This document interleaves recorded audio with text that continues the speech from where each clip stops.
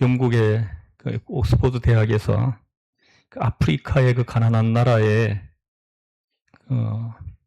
아주 우수한 그 학생들을 모든 생활비 등록금을 다 장학생으로 주고 영국으로 데려와 가지고 공부를 시켜서 그 가난한 나라의 그 지도자로 세워 가지고 그 나라를 잘 사는 나라로 바꿔보려고 그 아프리카 한 나라에 아주 그냥 천재들을 추천을 받아가지고 초청을 했습니다.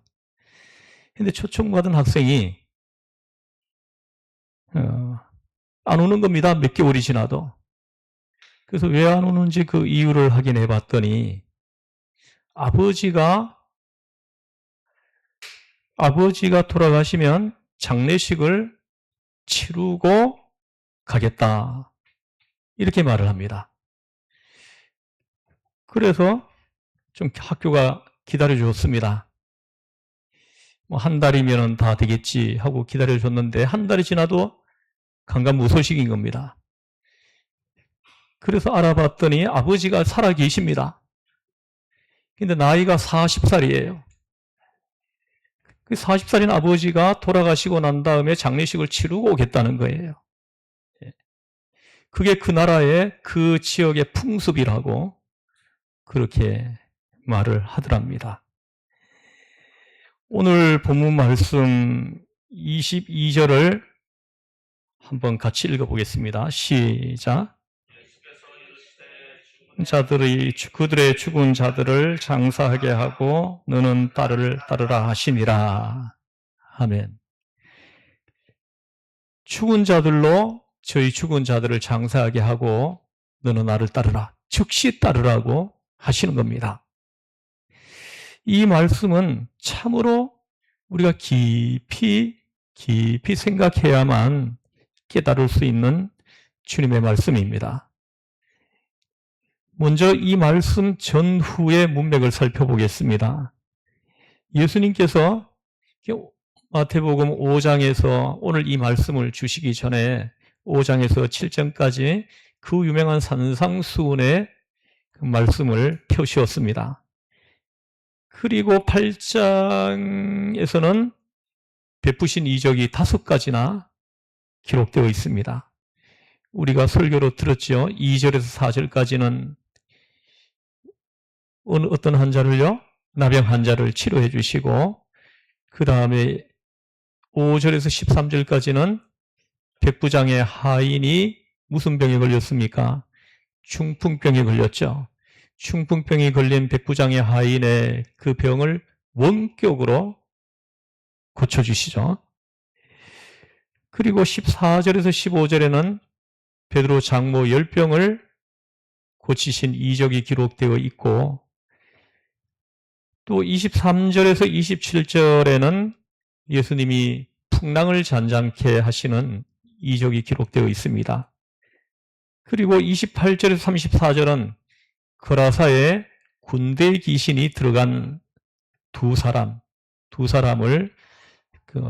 귀신을 쫓아내주시는 이적이 기록되어 있습니다. 이렇게 한 장 안에 큰 이적이 5가지나 기록되어 있는데 그 한가운데 18절에서 22절 오늘 본문입니다. 18절에서 22절에 제자도를 가르치시는 오늘 주님의 말씀이 기록되어 있다는 것입니다. 이렇게 한 장 안에 큰 이적이 5가지나 기록되어 있는데 그 이적을 기록하다가 멈춰놓고 이 말씀을 하시고 또 이적을 기록해 놓았다는 것입니다. 이것은 제자의 길을 일깨워 주시는 말씀입니다. 예수님을 따르는 예수님의 사람이 마땅히 갖추어야 할 자세를 가르쳐 주시는 것입니다. 오늘 본문의 주님의 말씀을 이해하기 위해서는 먼저 이적에 대한 우리들의 일반적인 반응을 점검해 볼 필요가 있습니다. 이 사람의 눈으로 볼 때에는 이적이란 참으로 신비한 일입니다. 신비한 일이 앞에서 일어나는 겁니다. 예수님의 말씀 한마디로 나병 환자가 어린아이의 피부로 멀쩡해집니다.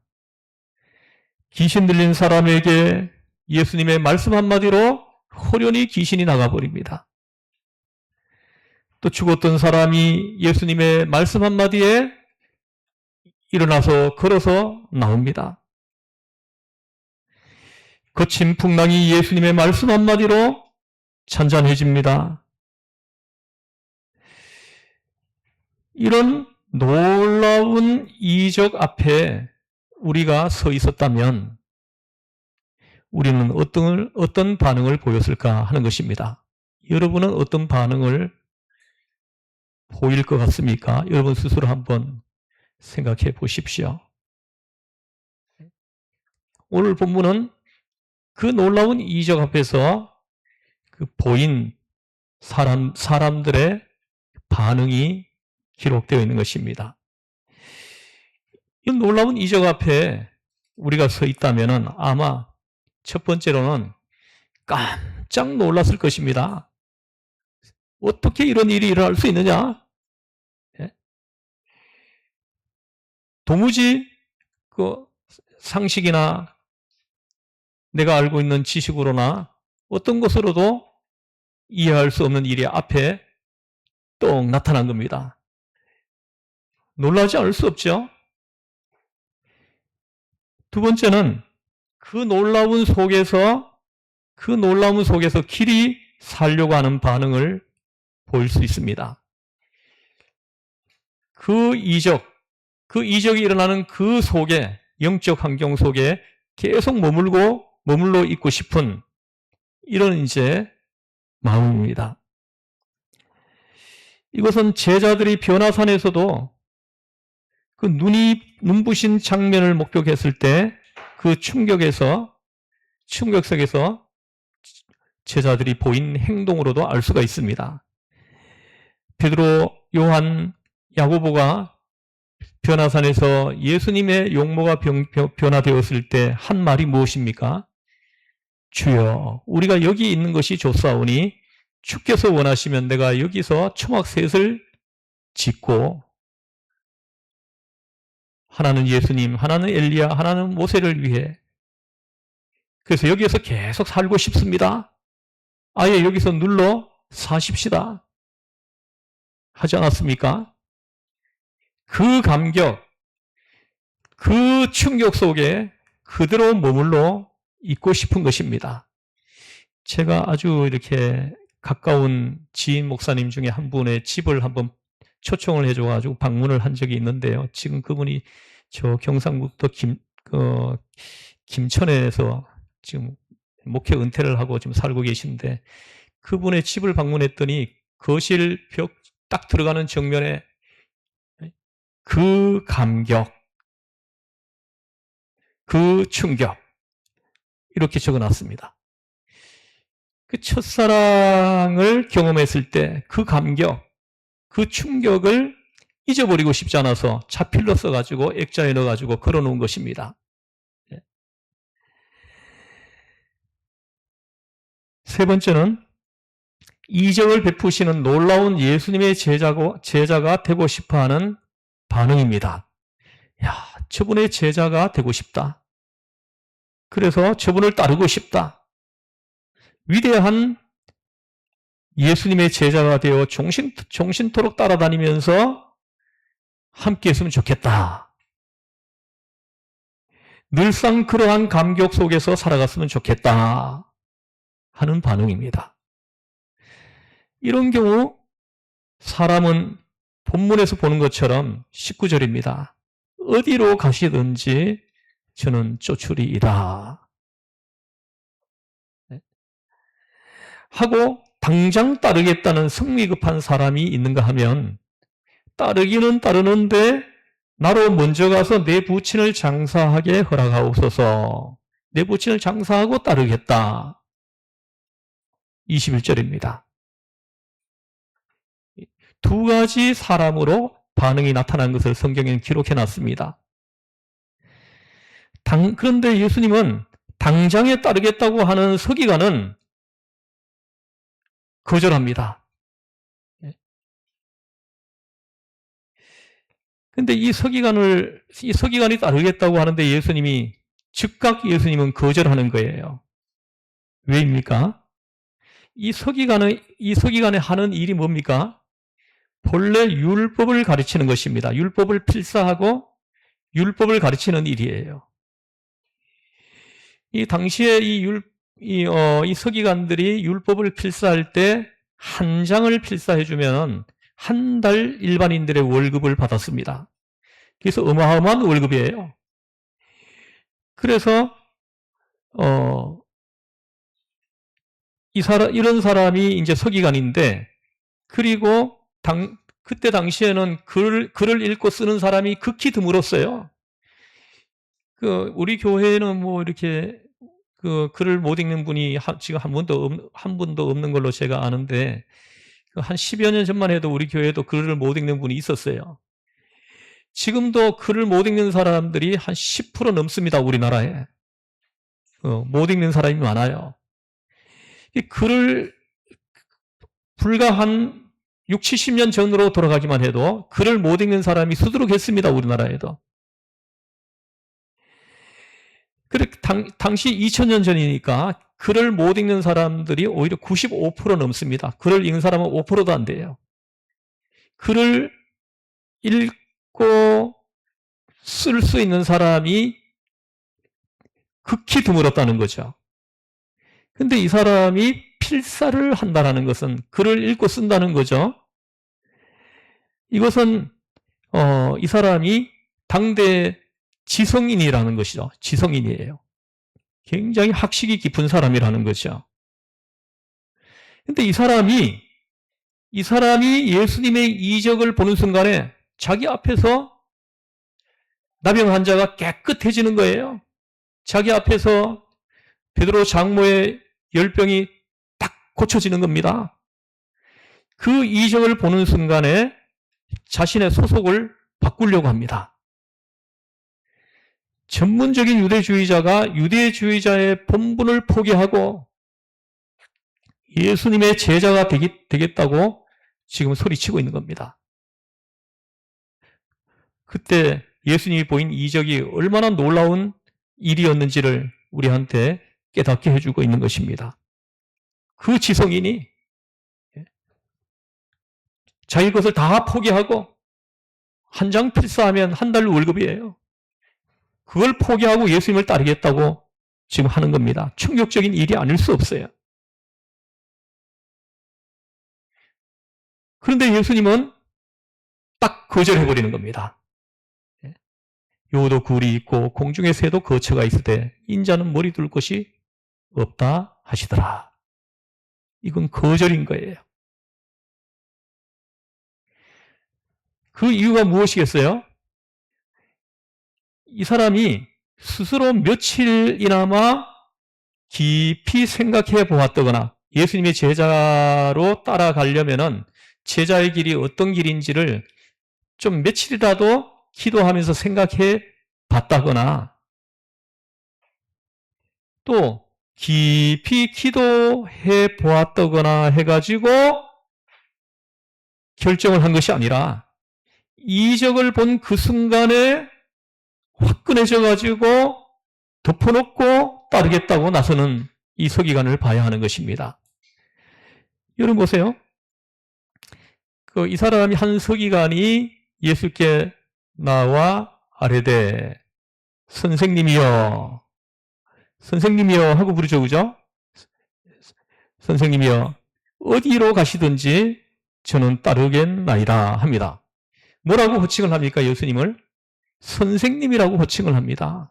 이 선생님이라고 호칭을 한다는 것은 이 사람이 예수님이 어떤 분인지 모른다는 거예요. 예수님이 하나님의 아들 되심, 그리고 예수님이 우리의 구주 되심, 이런 건 몰라요.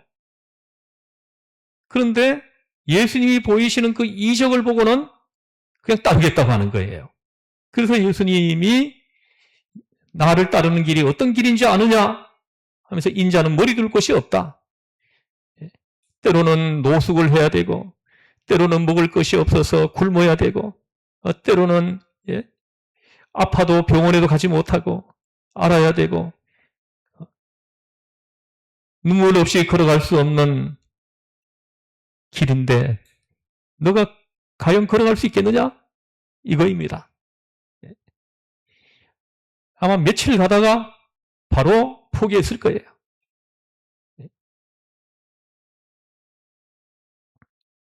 그때 예수님이 독백하듯이 그에게 말씀하시지 않습니까?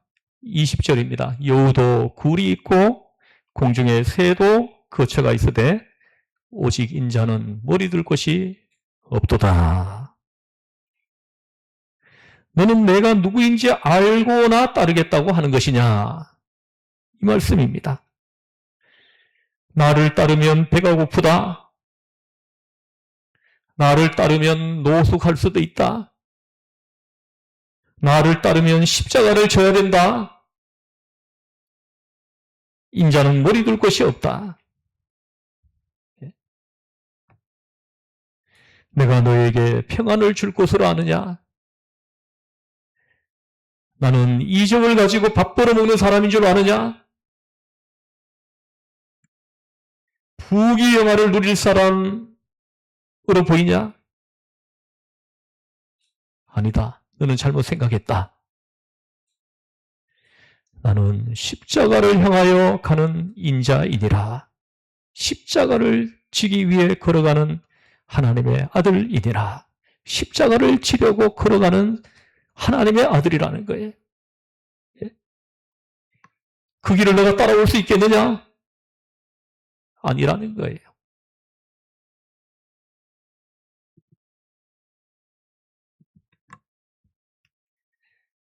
제가 생각할 때 이 서기관은 아주 부잣집 아들이었던 것 같습니다. 그래서 너는 날 따라다녀 보아야 며칠 못 가 그만두고 돌아갈 것이니까 일찌감치 그만두어라 하시는 것입니다. 그런데 또 하나, 제자 중 또 한 사람이 합니다. 제자 중 또 한 사람이 어떻게 합니까? 예수께 이르되 뭐라고 부르십니까? 주여 합니다. 주여, 내가 먼저 가서 내 아버지를 장사하게 허락하옵소서. 이렇게 말을 합니다. 근데 예수님은 이 사람에게는 어떻게 말을 합니까? 죽은 자들은 그들의 죽은 자들이 장사하게 하고 너는 나를 따르라. 즉각 따르라고 얘기하는 거예요. 즉각 따르겠다고 하는 서기관은 거부하는데 머뭇거리는 아버지를 장사하고 난 다음에 따르겠다고 하는 이 머뭇거리고 있는 이 사람에게는 즉각 따르라고 지금 말씀하시고 있는 거예요.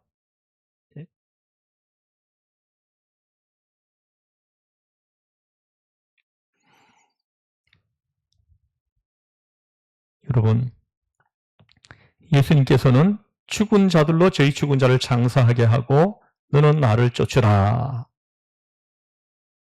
무조건 쫓겠다는 서기관에게는 따르지 말라고 하시고 부친의 장례를 마치고 따르겠다는 사람에게는 즉각 따르라고 지금 하시는 것입니다. 예수님께서는 무조건 당신을 따르겠다는 서기관은 마다하시고 부친의 장례를 마치고 따르겠다는 제자에게는 무조건 따르라고 하시는 겁니다. 여러분, 뭡니까? 이 서기관과 이 사람의 차이가 뭡니까? 이 서기관은 기적을 보고 놀라서 보인 반응이에요. 예수님이 누구인지 모릅니다. 그러나 제자 중에 한 사람, 이 사람은 예수님이 누구인지 알아요. 신앙 고백을 한 사람입니다. 예수님은 나의 구주이십니다. 이 신앙 고백을 한 사람이에요.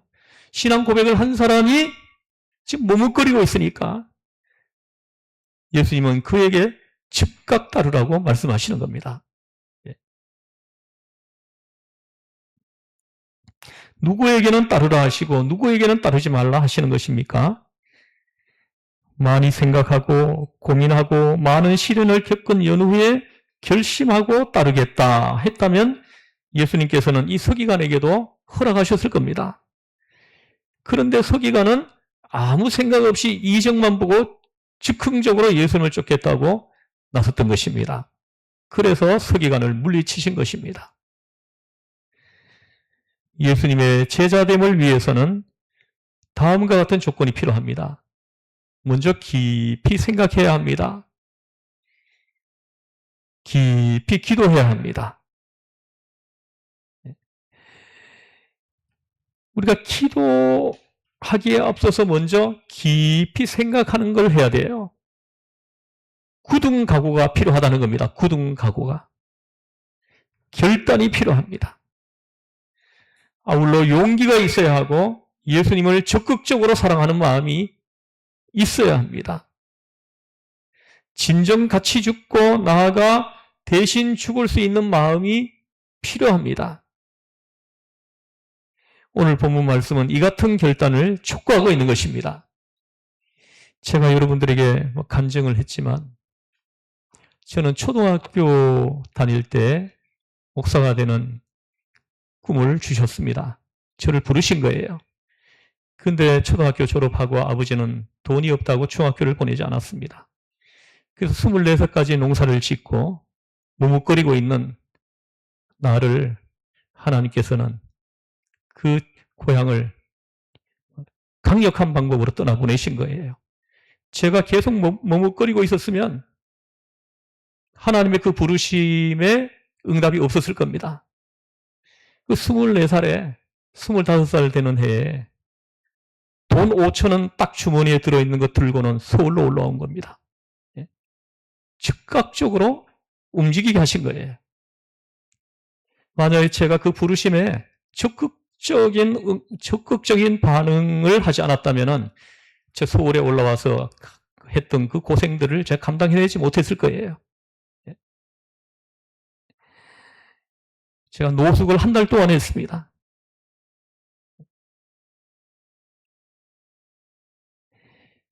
그 부르심에 즉각적인 그 응답을 오늘 말씀을 통해서 주님은 말씀하시는 겁니다.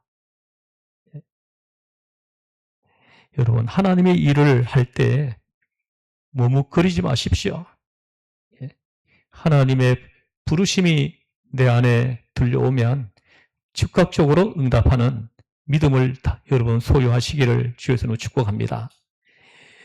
그럴 때 여러분들의 영이 살아나고 하나님은 그 사람을 사용하셔서 하나님의 뜻을 이루어 가신다는 것입니다. 세계 복음화를 즉각적으로 응답하는 그 제자들과 함께 하나님은 이루어 가시지 않습니까? 오늘도 그렇습니다. 머뭇거리는 사람을 하나님은 사용할 수 없어요. 즉각적으로 응답하는 사람, 이 사람들과 함께 세계 복음화를 이루시고 하나님의 뜻이 이 땅에 나타나도록 하신다는 것입니다.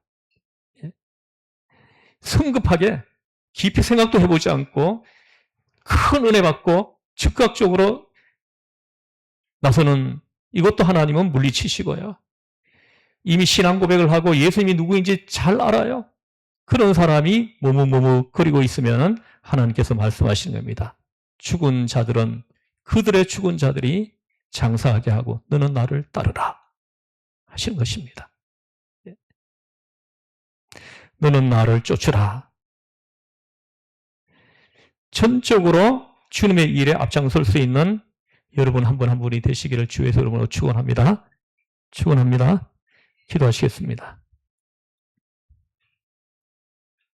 하나님 아버지, 우리가 예수님을 구주로 고백하고 예수님이 십자가에서 몸짓고 피 흘려주신 그 보혈의 피로 제사함 받고 대속의 은혜를 체험했음에도 세속의 일들로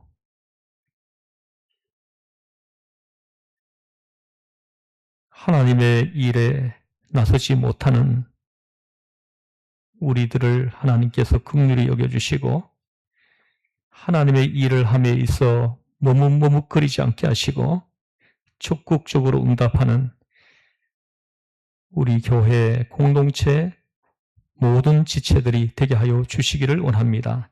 그래서 우리 교회가 주님의 그 부르심에 열정을 불태우는 적극적인 응답을 하는 축복의 교회가 되게 하여 주시옵소서.